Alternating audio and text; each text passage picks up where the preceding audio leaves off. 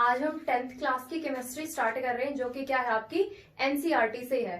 तो देखो, अगर आप क्या कर रहे हो, अगर आप 10th क्लास के स्टूडेंट हो तो ये लेक्चर आपके लिए मोस्ट इंपोर्टेंट है। अगर आप क्या कर रहे हो, अगर आप 10th क्लास में नहीं हो या फिर आप क्या कर रहे हो, टीजीटी की प्रिपरेशन कर रहे हो, चाहे वो आपका एस्टेट का एग्जाम है या फिर वो आपका केवीएस का एग्जाम है, तो वहां पे क्या होता है, टीजीटी में आपके साइंस से क्वेश्चन आते हैं। और साइंस में क्या है, आपकी थ्री पार्ट्स में डिवाइड होती है, केमिस्ट्री, फिजिक्स और बायोलॉजी। तो हम यहाँ पे क्या करेंगे, 9th और 10th की क्या करेंगे, साइंस में केमिस्ट्री को फुल एक्सप्लेन करेंगे आपके एनसीईआरटी बुक से।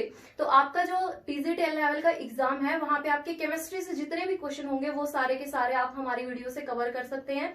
सेकंड, अगर आप किसी और कॉम्पिटेटिव एग्जाम्स की तैयारी कर रहे हो, चाहे वो आपका एसएससी है या फिर कोई रेलवे एग्जाम है, वहां पे क्या है, जीएस मतलब जनरल साइंस में आपके केमिस्ट्री से क्वेश्चन आते हैं। अगर आपको क्या करना है, वो भी सोल्व करने हैं, तो आप हमारी वीडियो को कंटिन्यू करें। तो अगर ये क्या है, हम अभी पार्ट्स में करेंगे, मतलब हर एक वीडियो में हर एक लेक्चर को बिल्कुल विद इन डिटेल करेंगे। आपको क्या करना है, सिर्फ अपने एग्जाम पॉइंट से देखना है। तो हम क्या करेंगे, जब हमारा एक चैप्टर कंप्लीट हो जाएगा, तो हम उसकी लास्ट में एक एग्जाम पॉइंट के अकॉर्डिंग हम सारे के सारे आपको फैक्ट्स कराएंगे, आपके कहां से क्वेश्चन आने के चांस हो गए। तो आप क्या करो, बस आप वो एक वीडियो भी देख सकते हो, जहां से आपका क्या हो सकता है, पूरे के पूरे क्वेश्चन अटेम्प्ट हो सकते हैं। तो स्टार्ट करते हैं। फर्स्ट चैप्टर है आपका chemical reaction and equations.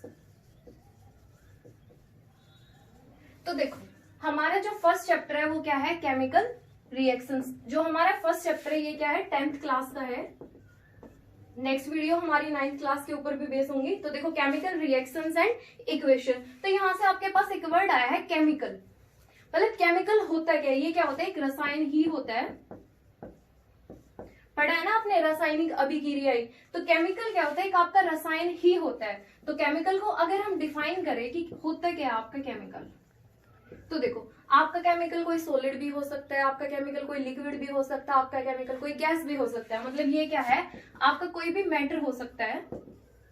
Matter को हम 3 पार्ट्स में डिवाइड करते हैं, सॉलिड, लिक्विड और गैस। बट ये आपका क्या होता है, 5 इसके पार्ट्स होते हैं, पर हम बुक्स में कितने पढ़ते हैं, सिर्फ 3 पार्ट्स। तो कौन से होते हैं, सॉलिड, लिक्विड और गैस। ठीक है, सॉलिड को हम डिनोट करते हैं एस से, लिक्विड को एल और गैस से जी। तो ये क्या बताते हैं, इनकी फिजिकल स्टेट को बताते हैं। जब भी हम आगे रिएक्शन करेंगे, अगर हम कोई भी वहां पे केमिकल लिखेंगे, अगर उसके साथ में हमने एस लिखा है, तो उसका मीनिंग क्या है कि वो आपका केमिकल कैसा है, सॉलिड फॉर्म में है। अगर एल लिखा है तो वो लिक्विड फॉर्म को बताएगा। अगर गैस मतलब जी लिखा है तो वो क्या बताएगा, उसकी गैसियस फॉर्म को बताएगा। ठीक है, अब देखो केमिकल होता क्या है। केमिकल वो होगा जो भी क्या करेगा, किसी रिएक्शन में कोई भी केमिकल चेंज लेके आता है।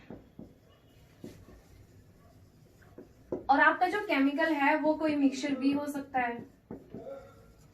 मिक्सचर किसका हो सकता है, कोई भी सॉलिड मिक्सचर हो सकता है। मतलब आप किसी 2 सॉलिड्स को मिक्स करके कोई केमिकल बना सकते हो, जो क्या करेगा, फर्दर केमिकल चेंज करेगा। आप कोई भी लिक्विड ले सकते हो, आप सॉलिड लिक्विड का मिक्सचर ले सकते हो, आप गैस का मिक्सचर ले सकते हो, आप सॉलिड गैस, ये लिक्विड गैस, किसी का भी मिक्सचर ले सकते हो। अगर वो आगे क्या कर रहा है, कोई भी केमिकल चेंज कर रहा है, तो वो सारे के सारे आपके क्या होते हैं, केमिकल ही होते हैं। ठीक है, तो केमिकल आप क्या बोल सकते हो, विच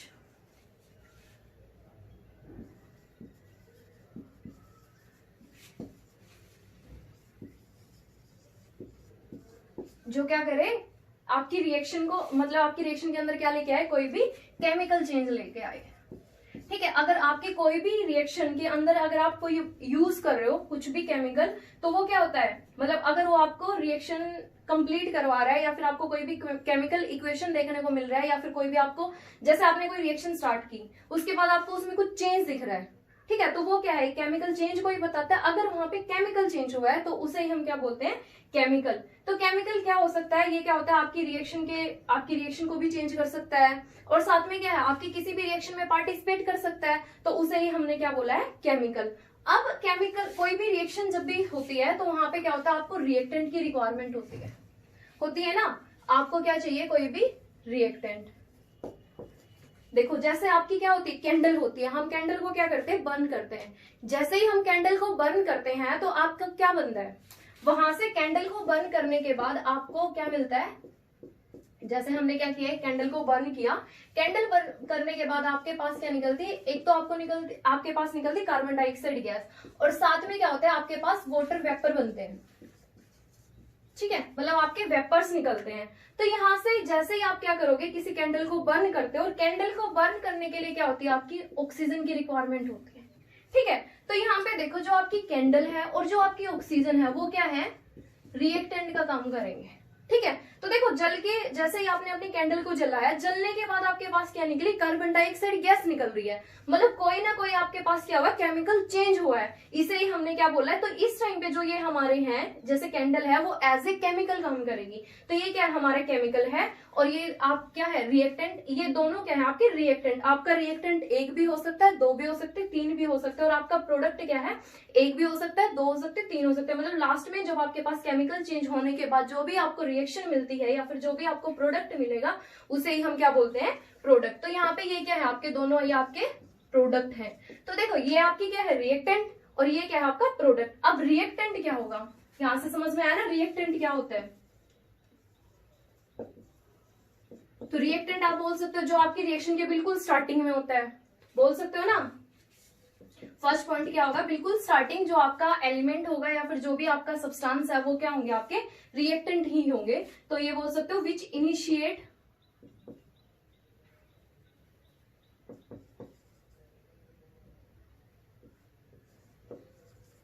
जो आपकी रिएक्शन को क्या करे, स्टार्ट करते हैं, तो वो सारे के सारे क्या होते हैं, रिएक्टेंट ही होते हैं। बिल्कुल स्टार्टिंग में जो आपको मिलता है वो सारे क्या है, रिएक्टेंट है। या फिर दूसरा क्या बोल सकते हो, जो क्या हो,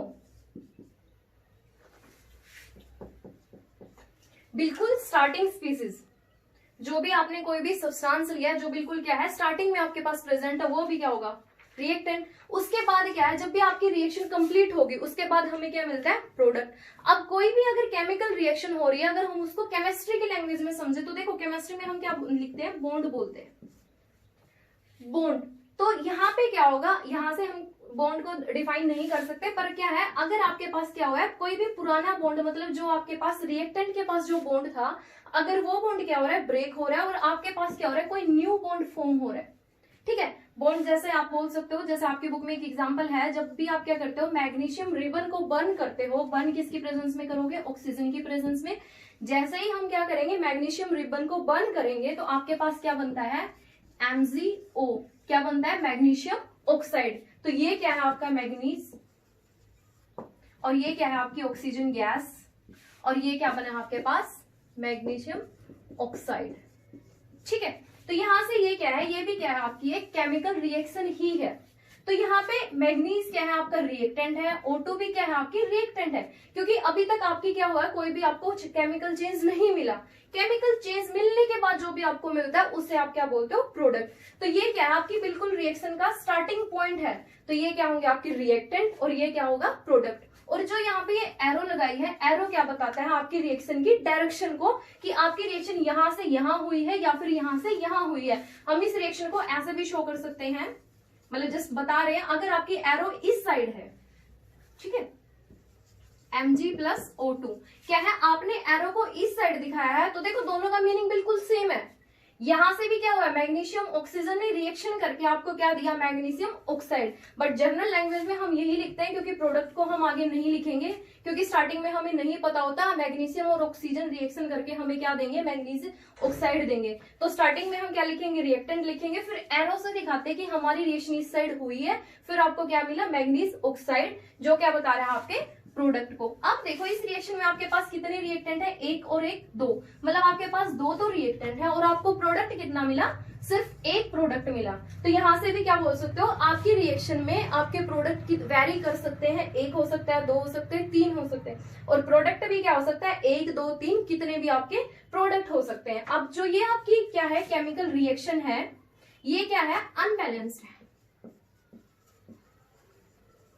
ठीक है। अनबैलेंस का मीनिंग क्या है, देखो काउंट करो एक बार, यहाँ पे एक तो एटम क्या है आपका, मैग्नीशियम का है, एक आपके पास क्या है, ऑक्सीजन, मतलब यहाँ पे क्या है, ऑक्सीजन गैस, जो कि क्या होती है आपकी O2, ये किससे मिलके बनती है, OO, मतलब दो आपके पास क्या होते हैं, ऑक्सीजन एटम्स होते हैं, उनसे ही क्या आपकी ऑक्सीजन गैस बनी है।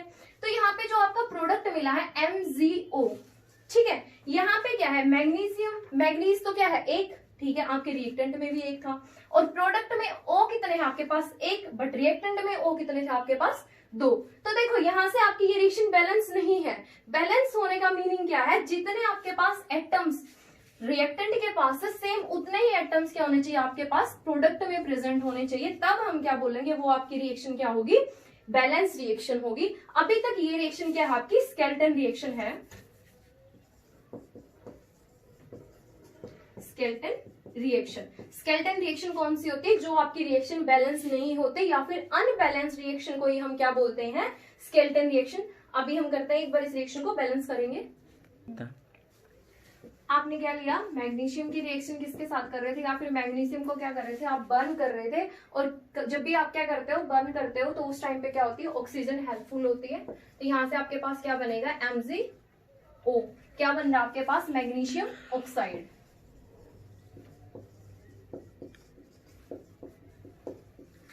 ठीक है, तो देखो मैग्नीशियम ऑक्साइड। अभी हमने क्या बोला था, जो आपकी ये रिएक्शन है ये क्या है, स्केलेटन रिएक्शन है। स्केलेटन रिएक्शन का मीनिंग क्या है, जो भी आपकी रिएक्शन क्या होती है अनबैलेंस्ड होती है। ये क्या है आपकी अनबैलेंस रिएक्शन है। अभी हमने देखा भी था अनबैलेंस रिएक्शन का मीनिंग क्या है, मैग्नीशियम आपके पास एक प्रेजेंट है, एक मैग्नीशियम इधर है, यहाँ प्रोडक्ट में क्या है O आपका एक है, बट रिएक्टेंट में आपके पास क्या है दो क्या है ऑक्सीजन एटम प्रेजेंट है। ये आपका क्या बता रहा है रिएक्टेंट को, ये क्या है आपका प्रोडक्ट, ये एरो क्या बताती है आपकी रिएक्शन की डायरेक्शन को।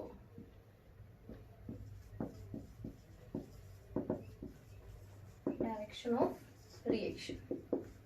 ठीक है, तो यहां देखो अब आप क्या करोगे, इस रिएक्शन को बैलेंस करोगे। बैलेंस करने का मीनिंग क्या है कि आपके पास क्या होने चाहिए, नंबर ऑफ एटम्स जितने भी आपके पास रिएक्टेंट में है उतना ही सेम क्या होने चाहिए आपके पास प्रोडक्ट में प्रेजेंट होने चाहिए, या फिर जो आपका मास रिएक्टेंट में है, जितना मास आपके पास रिएक्टेंट में है उतना ही सेम मास आपके पास क्या होना चाहिए प्रोडक्ट में होना चाहिए। ये क्वेश्चन बहुत बार टीजीटी एग्जाम्स में भी आते हैं, ये सेम नहीं, वहां पे भी क्या करते हैं आपकी किसी भी केमिकल रिएक्शन को क्या करवाते हैं बैलेंस करवाते हैं, और पूछते हैं यहाँ पे आपका रिएक्टेंट में यहाँ पे जो स्टीरियोमेट्रिक कांस्टेंट है वो 1 आएगा या 2 आएगा, कुछ ऐसे क्वेश्चंस आते हैं। अभी हम बिल्कुल सिंपल एग्जाम्पल कर रहे हैं, जो हमारी नेक्स्ट लेक्चर होगा उसमें हम क्या करेंगे कॉम्प्लेक्स करेंगे।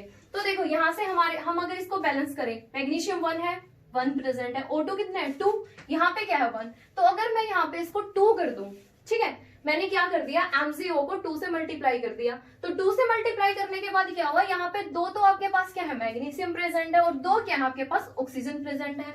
अगर अब हम इधर देखेंगे, यहाँ पे क्या है आपके पास ऑक्सीजन तो कितने हैं 2 प्रेजेंट है, 2 इधर है 2 इधर है, दोनों क्या है बैलेंस है, बिल्कुल इक्वल हो चुका है। बट अगर हम यहाँ देखें मैग्नीशियम 2 है और यहाँ पे क्या है मैग्नीशियम सिर्फ 1 प्रेजेंट है, तो अगर मैं क्या करूं यहाँ पे रिएक्टेंट के मैग्नीशियम को भी क्या कर दूं 2 से मल्टीप्लाई करूं, 2 से मल्टीप्लाई करने के बाद क्या हुआ, 2 आपके पास मैग्नीशियम है, 2 आपके पास O2 है, और सेम यहाँ पे क्या है 2 मोल ऑफ MgO। तो यहाँ से ये भी बोल सकते हैं हमारे पास 2 मोल ऑफ मैग्नीशियम प्रेजेंट है, 1 mole of oxygen gas present है, और 2 मोल ऑफ MgO या फिर मैग्नीशियम ऑक्साइड प्रेजेंट है। तो अब यहाँ पे देखो ये रिएक्शन आपकी कंप्लीटली क्या है बैलेंस रिएक्शन, और इसे हम क्या बोलेंगे बैलेंस्ड रिएक्शन। तो ये रिएक्शन क्या है आपकी बिल्कुल बैलेंस रिएक्शन है। ठीक है, यहां से हम और क्या कर सकते हैं, अब देखो ये क्वेश्चन भी आपका बहुत बार आता है, जब भी हम मैग्नीशियम को क्या करते हैं बर्न करते हैं, उस टाइम पे जो आपका ये ऑक्साइड बनता है ये किस कैसे कलर का होता है, व्हाइट कलर का होता है, और जब ये बर्न करता है तो उस टाइम पे जो आपकी फ्लेम होती है वो किस कलर की होती है, वो भी आपकी व्हाइट फ्लेम होती है। ये देखो यहाँ पे क्या होगा, यहाँ से आपका क्वेश्चन जरूर आता है, बहुत बार आया भी है, जब भी आप क्या करोगे मैग्नीशियम रिबन को आप बर्न करते हो उस टाइम पे जो आपकी फ्लेम होती है वो कैसी होती है, वो हमारी व्हाइट फ्लेम होती है। तो ये क्वेश्चन भी आ सकता है, या फिर यहाँ से पूछ सकता है जो आपका मैग्नीशियम ऑक्साइड है वो किस कलर के आपके पास ऑक्साइड बना है, तो वो कैसा होता है व्हाइट पाउडर होता है। तो यहाँ से आपका सिर्फ यही क्वेश्चन बन सकता है, या फिर रिएक्शन को बैलेंस करना पूछ सकता है। तो यहाँ पे क्या होगा आपके मैग्नीशियम, जैसे ही आप मैग्नीशियम को बर्न करते हो आपके पास क्या बनेगा मैग्नीशियम ऑक्साइड बनेगा। आगे हम एक बार इनकी वो करते हैं डेफिनेशन रिएक्टेंट प्रोडक्ट। तो देखो रिएक्टेंट की डेफिनेशन लिखते हैं, रिएक्टेंट होता है क्या आपका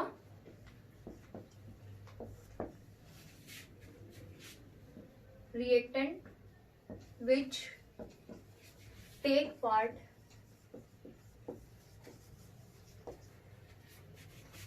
in a chemical reaction and undergo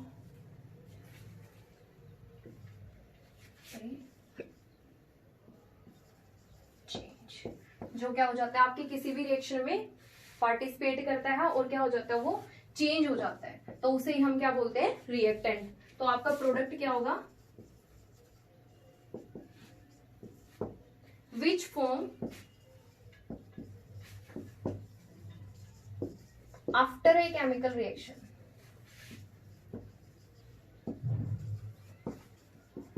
is called product। या फिर हम बोल सकते हैं केमिकल रिएक्शन की डेफिनेशन लिखते हैं। केमिकल रिएक्शन क्या होता है? Chemical reaction when one or more substance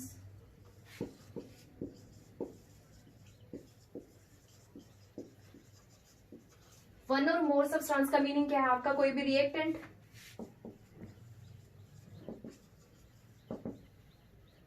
undergo a change in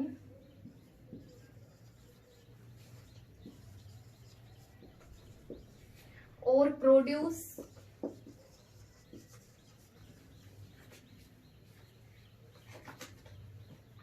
one or more substance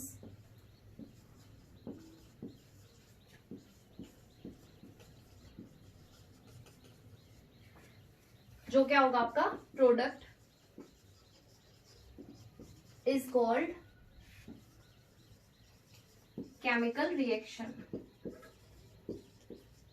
तो देखो यहाँ केमिकल रिएक्शन की डेफिनेशन कैसे करेंगे? व्हेन वन और मोर सब्सटेंस, वन और मोर सब्सटेंस का मीनिंग क्या है? जैसे अभी हमने क्या किया था, मैग्नीशियम को बर्न किया था इन प्रेजेंस ऑफ ऑक्सीजन। तो यहाँ पे देखो एक से ज्यादा आपके पास क्या है सब्सटेंस प्रेजेंट है, तो ये क्या है आपका रिएक्टेंट। व्हेन वन और मोर सब्सटेंस या फिर रिएक्टेंट अंडरगो ए चेंज, मतलब किसी भी चेंज क्या करते हैं, कोई भी चेंज होता है उनमें, या फिर क्या करे प्रोड्यूस वन और मोर सब्सटेंस। क्या करेंगे? जैसे ये मैग्नीशियम और ऑक्सीजन की रिएक्शन कराते हैं तो आपको क्या मिलता है MgO। तो देखो यहाँ पे आपको जो मिला है सिर्फ एक सब्सटेंस मिल रहा है। अगर एक से ज्यादा मिल रहे होते तो हम बोलते वन, मतलब क्या थे टू सब्सटेंस। अभी वन मिला है तो यहाँ पे जस्ट वन लिखेंगे। अगर एक से ज्यादा मिलते हैं तो वन और मोर सब्सटेंस जो भी क्या होता है आपका product is called chemical reaction. Next जो हमारा लेक्चर होगा उसमें हम क्या करेंगे, हमारी केमिकल रिएक्शन को बैलेंस करना सीखेंगे स्टेप वाइज। तो यहाँ आज हमने बिल्कुल सिंपल एग्जांपल लिया है, कल भी हम एक क्या करेंगे बिल्कुल सिंपल एग्जांपल के साथ करेंगे। उसके बाद हम स्टेप टू स्टेप कॉम्प्लेक्स की तरफ बढ़ेंगे आगे।